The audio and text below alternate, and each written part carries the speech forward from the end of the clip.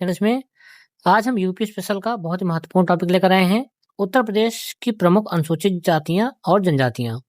अगर आप किसी प्रतियोगी एग्जाम की तैयारियां कर रहे हैं, चाहे लोअर पीसीएस हो, यूपी पीएससी हो, यूपी ट्रिपल एससी हो, आरओ हो, यूपी पीईटी हो, कोई भी एग्जाम है तो बहुत इंपॉर्टेंट है ये वीडियो आपके लिए। चलिए शुरू करते हैं। संवैधानिक स्थिति एवं ऐतिहासिक पृष्ठभूमि। संवैधानिक प्रावधान क्या कहता है? अनुच्छेद 342 के तहत जनजातियों को अधिसूचित किया जाता है। तो ये पॉलिटी के हिसाब से भी काफी इंपॉर्टेंट है और यूपी के हिसाब से रही है यूपी स्पेशल। चलिए नेक्स्ट वन देखते हैं। 2003 से पूर्व की स्थिति, उत्तर प्रदेश और उत्तराखंड दोनों मिलाकर केवल 5 जनजातियां ही सूचीबद्ध थी। वो पांचों कौन कौन सी थी? थारू थी, बोक्सा थी, जौनसारी थी, भोटिया थी और राजी थी। ये 5 ही पहले थी। फिर 2000 एवं 2003 का बदलाव क्या हुआ? वर्ष 2000 में पता होगा उत्तराखंड अलग हो गया था यूपी से। उसके बाद अधिकांश जनजातीय क्षेत्र कहाँ चले गए? उत्तराखंड में चले गए। केंद्र ने वर्ष 2003 में उत्तर प्रदेश के 13 जिलों में कितनी नई जनजातियां बनाई? 10, और 2 पहले थी, तो कितनी हो गई? 12। तो वर्तमान में उत्तर प्रदेश में कुल कितनी अनुसूचित जनजातियां हैं? 12। तो ये 12 तो सूचीबद्ध हैं और 2 ऐसी जनजातियां हैं जो सूचीबद्ध नहीं है, नॉन लिस्टेड हैं। कौन कौन सी है? माहीगीर, ये पूछा जाता, माहीगीर वाला याद रखिएगा, और बनावत। चलिए नेक्स्ट वन देखते हैं। शून्य एसटी मतलब ऐसे कौन से जिले हैं जहां पर एसटी पाए ही नहीं जाते उत्तर प्रदेश में? एक है जालौन, एक है अयोध्या। तो आप ऐसा मानेंगे कि युद्ध में जो एसटी थे वो सब जल के खत्म हो गए यहाँ से। तो अयोध्या और जालौन आपको याद हो जाएगा। ये पीवाईक्यू से एग्जाम में काफी बार पूछा गया है। चलिए नेक्स्ट वन देखते हैं। भारत में यूपी का योगदान किसके? जनगणना 2011 के अनुसार यूपी का योगदान क्या है? भारत की कुल अनुसूचित जनजाति एसटी जनसंख्या कितना? 1.09% उत्तर प्रदेश में निवास करता है। प्रदेश की कुल जनसंख्या में अनुपात कितना है? उत्तर प्रदेश की कुल जनसंख्या में इसका 0.57% या 0.6 बोल जाता है भाग अनुसूचित जनजाति का है। सर्वाधिक एसटी जनसंख्या वाला जिला कौन सा है? सोनभद्र है। और ये क्या संख्या में भी है और प्रतिशत में भी, तो एक साथ दोनों याद हो जाएगा आपको। अगर न्यूनतम की बात किया जाए तो ये कौन सा है? बागपत है। ये भी संख्या और प्रतिशत दोनों में है। चलिए नेक्स्ट देखते हैं। और देखिए महत्वपूर्ण संशोधन, अद्यतन या फैक्ट करेक्शन क्या क्या है। साक्षरता तथ्य, उत्तर प्रदेश की जनजातियों में सर्वाधिक साक्षरता दर किसकी है? भोटिया की है, जो कि 66.3% है, एवं जौनसारी जनजाति में है। थारू सर्वाधिक साक्षर नहीं है, ये आप याद रखिएगा, क्योंकि मोस्टली ज्यादातर लोग आंसर क्या लगाते थे? थारू, लेकिन होना क्या चाहिए? भोटिया। सबसे बड़ा जनजाति समूह, यहाँ पे काफी कंफ्यूजन होती है, आप एक बार देख लीजिए। 2011 की जनगणना के अनुसार यूपी का सबसे बड़ा जनजाति समूह की बात आएगी तो गोंड हो जाएगा। अगर व्यक्तिगत या एकल जनजाति के रूप में बात करेंगे तो थारू आ जाएगा। भारत का सबसे बड़ा जनजाति समूह क्या है? भील। यूपी का सबसे बड़ा जनजाति समूह गोंड। अब सभी अलग अलग जो है जनजातियों को पढ़ लेते हैं। उत्तर प्रदेश में जनजातियों का विस्तृत वर्णन, जहां से क्वेश्चन पुट अप होता है। निवास स्थान, थारू जनजाति कहाँ पाई जाती है? तराई क्षेत्र मुख्यतः महाराजगंज, श्रावस्ती, बहराइच, सिद्धार्थनगर एवं लखीमपुर खीरी। अगर आप यूपी स्पेशल पढ़े होंगे तो यूपी का जो ये वाला पोर्शन है आप दिमाग में रख लीजिए। यहाँ जितने जिले हैं इसी में कौन जनजाति पाई जाएगी? थारू जनजाति पाई जाएगी, आप ध्यान रखिएगा। इनका वंश भी पूछा गया कई बार, तो किस वंश से बिलोंग करते हैं? किरात वंशी है ये। भाषा हिंदी, अवधी एवं नेपाली यूज करते हैं ये। सामाजिक व्यवस्था इनकी कैसी है? मात्र सत्तात्मक व्यवस्था है, ये पीवाईक्यू है, इसको आप याद रखिएगा। इनमें विवाह के क्या है? विधवा पुनर्विवाह प्रचलित है इनमें। विवाह के अवसर पर दिए जाने वाले भोज को लठ भरुआ भोज कहते हैं, काफी इंपॉर्टेंट है, याद रखिएगा।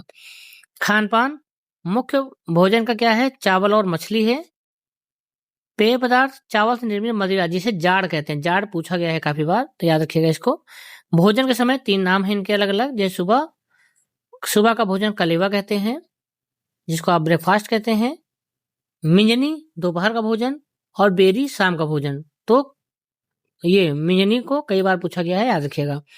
धार्मिक तथ्य की बात करें तो दीपावली को शोक के पर्व के रूप में मनाते हैं, ये हद से ज्यादा बार पूछा गया, बहुत ज्यादा बार। प्रमुख त्योहार बजहर है। शिक्षा, थारू जनजाति के लोगों को शिक्षित करने के लिए लखीमपुर खीरी में एक महाविद्यालय खोला गया है। ये अपने में बहुत इंपॉर्टेंट है, इसको याद रखिएगा। चलिए नेक्स्ट वन आते हैं, बुक्सा या भोक्सा जनजाति। निवास स्थान कहाँ है? बिजनौर एवं आगरा जिला में है। अगर आप यूपी का मैप देखेंगे, क्योंकि एक बार मैप देखने के बाद चीजें काफी अच्छा दिमाग बैठ जाती हैं, इसलिए मैं बना के बता दे रहा हूँ। कहाँ कहाँ पे है? बिजनौर और आगरा में। तो बिजनौर ऐसे मान लीजिए यहाँ पे है और आगरा यहाँ पे है। यही दोनों पे क्या पाई जाती हैं? बोक्सा जनजाति और माहीगीर भी यही दोनों जगह पाई जाती है। ये दोनों आप याद रखिएगा। चलिए आगे देखते हैं इसको। कहाँ कहाँ मिल रहा है? बिजनौर और आगरा में। ये स्वयं किस घराने को बताते हैं? राजपूत घराने को बताते हैं। ऐसे थारू वाले अपने को किस घराने को बताते हैं? जल्दी हमें बताइए कमेंट बॉक्स में। और राजपूत घराने कौन से? पंवार राजपूत से संबंधित मानते हैं। धार्मिक मान्यता, ये माता चामुंडा देवी की पूजा करते हैं। विशेषता, अनुलोम प्रतिलोम विवाह तथा बुक्सा परिषद स्थानीय न्याय व्यवस्था पाई जाती है। चलिए नेक्स्ट वन देखते हैं।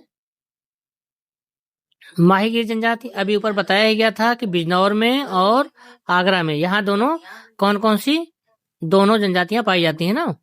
तो माहीगीर भी यहाँ पाई जाएगी, बुक्सा भी बिजनौर और आगरा पाई जाती है। इनका धर्म क्या है? इस्लाम धर्म के अनुयायी हैं और इनकी मुख्य अर्थव्यवस्था क्या है? मछली पकड़ना। नेक्स्ट वन है खरवार या खैरवार जनजाति। निवास स्थान क्या है? सोनभद्र, देवरिया, बलिया, गाजीपुर एवं वाराणसी। चलिए इसको मैप में एक बार हम देख लेते हैं। अगर आप यूपी का चित्र पढ़ेंगे तो जो इसका ये बलिया वाला जोन है ना, ये लास्ट वाला, जैसे मान लीजिए आपका ये यूपी वाला है जोन। यूपी में जो आपका ये जो टच है इधर साइड ना, मतलब ये जो बिहार का जो बॉर्डर बना रहा है, यहीं पे है सोनभद्र, देवरिया, बलिया, गाजीपुर, वाराणसी। तो इसी के आसपास क्या पाई जाएंगी? खरवार या खैरवार जनजाति पाई जाएगी।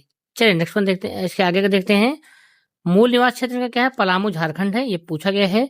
सांस्कृतिक पहचान, ये काफी बार पूछा है। कर्मा नृत्य किस जनजाति द्वारा किया जाता है? तो खरवार जनजाति का प्रमुख लोक नृत्य है। अगला है उत्तर प्रदेश के अन्य प्रमुख जनजातियां एवं उनके जिले। सहरिया कहाँ है? ललितपुर में, तो ट्रिक है ललिता शहर गई। पठारी सोनभद्र में है। बैगा सोनभद्र, सोना कहाँ पे? बैग में भर के आदमी ले जाता है। परहिया सोनभद्र, परहिया का मतलब पहरिया समझ लीजिएगा, सोने का पहरा देते हैं। पहरा देने के लिए क्या करते हैं? बैग में भर लेते हैं। तो बैगा और परहिया दोनों कहाँ पाए जाते हैं? सोनभद्र में पाए जाते हैं। ये दोनों इंपॉर्टेंट भी है, इसलिए याद रखिएगा। पंखा और पनिका, ये कहाँ पाया जाता है? सोनभद्र और मिर्जापुर में। अगरिया सोनभद्र में, सोना को भाई आग से जलाकर ही तपाकर ही बनाया जाता है।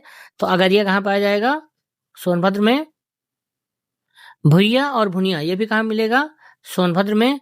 चेरो सोनभद्र, चंदौली, सोनभद्र चंदौली कहाँ रहेगा? अगर आपको पता होगा तो ये यूपी का मान लीजिए मैप है, तो यूपी के मैप में यहाँ पे जहाँ पे आपका बनारस है वहीं पे क्या है? सोनभद्र जान ही रहे नीचे वाला, और चंदौली, सोनभद्र चंदौली। चित्र इसलिए बना दिया जा रहा है कि कॉन्सेप्चुअली समझ में आ जाए। नेक्स्ट वन है गोंड, धुरिया, नायक, ओझा। सोनभद्र, मिर्जापुर, महाराजगंज, सिद्धार्थनगर आदि। तो ये याद रखिएगा। चलिए नेक्स्ट वन देखते हैं। अब क्विक रिवीजन देख लेते हैं। प्रदेश की सबसे बड़ी जनजाति समूह की बात करेंगे तो बताया गया था क्या है? गोंड। और एकल जनजाति के रूप में बात करेंगे तो ये क्या है? थारू। और प्रदेश की न्यूनतम जनसंख्या वाली जनजाति की बात करेंगे तो बनरावत और राजी है। सर्वाधिक एसटी जनसंख्या वाला जिला कौन सा है? सोनभद्र है। सर्वाधिक एसटी प्रतिशत वाला जिला सोनभद्र है। न्यूनतम एसटी जनसंख्या वाला जिला बागपत है। न्यूनतम एसटी प्रतिशत वाला जिला बागपत है। एसटी शून्य जनसंख्या वाले जिले कौन से हैं? जालौन और अयोध्या। हमने बताया था कि युद्ध